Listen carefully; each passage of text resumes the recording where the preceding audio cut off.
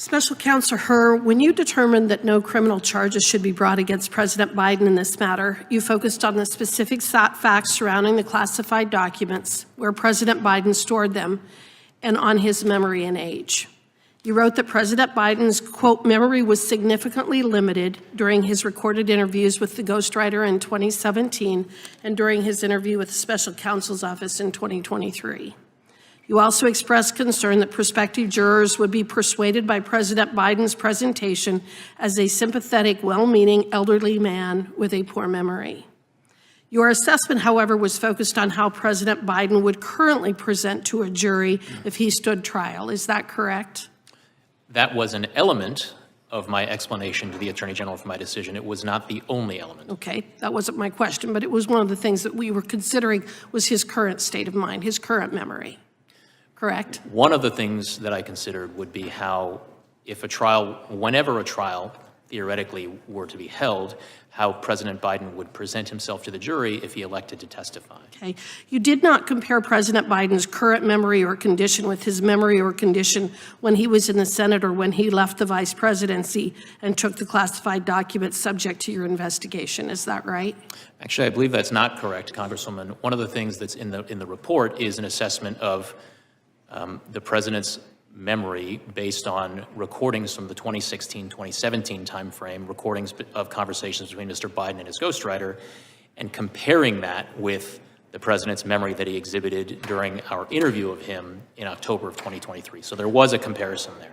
Okay, so, but unless there was some issue undisclosed to the American people during his 50 years in office, you found that Mr. Biden fully understood his legal responsibility related to the handling of classified materials, which is why you concluded in your report that Mr. Biden, quote, willfully retained and disclosed classified materials after his vice presidency when he was a private citizen. You state that on page 1, correct? I believe that what I stated on page 1 was that we identified evidence that Mr. Biden willfully retained classified information after the end of his vice presidency, but ultimately we concluded that the evidence was insufficient to warrant. I understand that. Please listen to my question. What I'm getting at is that Mr. Biden fully understood that he could not keep classified information at his home as both a former senator and vice president. Isn't that right? He understood that, correct? My understanding is that based on the evidence, my assessment was that a jury... That isn't what my question was. Please listen to my question. My question was that Mr. Biden understood when he was a senator and vice president that he could not keep classified materials at his home, at his garage, and in other offices. Is that fair? I don't think that's accurate, Congresswoman, because when Mr. Biden was vice president, he was authorized to have classified material in his home. But after he left, he knew that he was not entitled to keep classified information at his home, correct? After he left, there is evidence to suggest that he knew that he could not legally have classified information in his home. However, there is evidence with respect to his notebooks that he believed he was authorized to keep the notebooks at home based on precedent. Based on precedent. You know, I guess the way that I would put it is this. President Biden knew better. He knew that he wasn't entitled to keep these documents from when he was a senator, and he knew he wasn't entitled to keep these documents after he had left the vice presidency. But because he's now suffering from an impaired memory, as you so delicately put it, he got away with it. Is that fair? Congresswoman, what I stated in my report is that there's certainly evidence that some jurors could infer to suggest that Mr. Biden willfully retained and disclosed national defense information. But in my judgment, the likely outcome of a trial, the probable outcome of a trial, is not a conviction. I have represented a variety of clients over the years in actions against the federal government over, in fact, several decades of time. It's been my experience that the federal government, the DOJ specifically, has essentially unlimited resources to go after and prosecute citizens and will spare absolutely no expense in doing so. It has also been my experience that the DOJ is not only overly aggressive in these cases, but makes it clear that part of the reason for such aggression is to make an example of the poor soul who is the subject of such action. In other words, so that other people will not engage in the same kind of conduct. Mr. Hur, having been a long-term DOJ prosecutor, can you please explain why those people without the last name of Clinton or Biden are typically treated quite differently and seem to be the only ones who are never held accountable for violating the law? Congresswoman, one of the things that I explain in my report is the fact that there are historical precedents with respect to former occupants of the White House and their retention of classified materials after they leave. So I'm asking specifically about Mrs. Clinton and Mrs. Hillary Clinton and Joe Biden. Congresswoman, I don't have any opinion to articulate with respect to the investigation relating to Mrs. Clinton. I yield back. The gentlewoman from Texas is recognized. Mr. Hur, Special Counsel Jack Smith has charged Donald Trump with 40 counts related to his unlawful possession of classified documents. The most serious charge carries a penalty of 20 years in prison. According to the Trump indictment, Trump stored those documents at Mar-a-Lago, which, quote, hosted events for tens of thousands of members and guests, end quote. The indictment continues, quote, Trump stored his boxes containing classified documents in various locations at the Mar-a-Lago Club, including in a ballroom, a bathroom, and a shower, an office space, his bedroom, and a storage room. Mar-a-Lago is more than a mansion or a compound. It is a club with membership with a membership program that sells access to the public. It has hundreds of people moving through it at any given time. Staffing it alone required 150 staff members. And while those classified national security documents sat in places like his ballroom, Trump hosted more than 150 social events like weddings and movie premieres, which thousands of people attended. In brief, Special Counsel Smith has alleged that Trump willfully and knowingly took highly classified documents to a location accessible by tens of thousands of people. Mr. Hur, was President Biden's residence accessible to tens of thousands of people? No. Did President Biden ever bring tens of thousands of people into spaces where he stored classified material? Not to my knowledge. Did Joe Biden advertise and sell memberships to his home that would allow members of the public to have access? Not that I'm aware of. Did your investigation find that Joe Biden ever hosted movie premieres at his home while classified documents were stored there? No. Moving on, among the 150 staff members working at Mar-a-Lago was a Trump aide named Walt Nauta. According to Special Counsel Smith, Trump ordered Nauta to move boxes of documents so that they could not be found by people looking for them. Mr. Hur, did President Biden ever direct his staff to move documents so that you or the FBI could not find them? We did not identify evidence of that.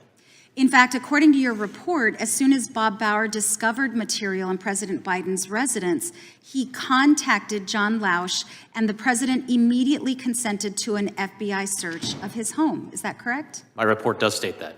And you found no evidence that any documents were moved prior to that search. Is that correct? Correct. That's in stark contrast to Donald Trump.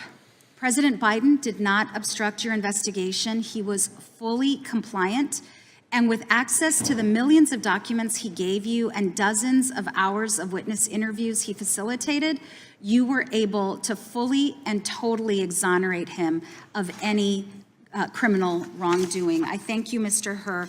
And before I yield back, Mr. Chairman, I ask unanimous consent to enter into the record an excerpt from the committee's transcribed interview with Stephen D'Antuono, former Assistant Director in charge of the FBI Washington Field Office, on June 7th, 2023, in which Mr. D'Antuono explained that the FBI executed a search warrant for classified material at Mar-a-Lago because there was probable cause to believe that Donald Trump did not fully comply with a subpoena to turn over classified documents. Without objection. Thank you, Mr. Chairman. I yield back. Gentleman yields.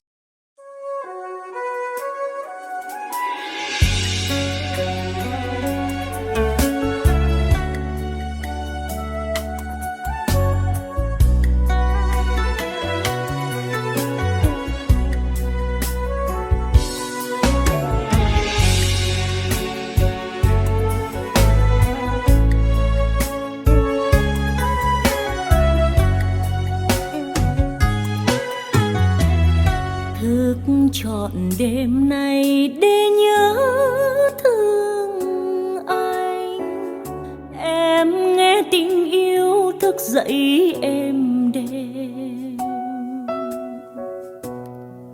nhớ từng nụ cười ánh mắt, nhớ lời ngọt ngào âu yếm, tóc em thơm giấc ngủ dịu hiền.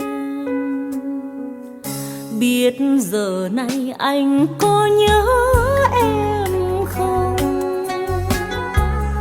có nghe tình yêu thức dậy trong lòng. Đêm từng màu thời gian đến, bóng hình người mình yêu mến, ôi nhớ gì hơn nhớ người yêu. Anh ơi, lòng em thì rất chân thành, ước nguyện trọn đời yêu anh, chớ đừng giận hơn em nhé. Anh ơi, đừng bao giờ nói chia lìa, sẽ làm tội nghiệp em lắm, đã thương nhau chớ phụ tình nhau. Thức trọn đêm nay để nhớ thương anh, sương rơi lạnh câm cạnh vật im lìm. Ước gì mình đừng ngăn cách, ước gì nhà mình chung vách, hai đứa mình thức trắng đêm nay.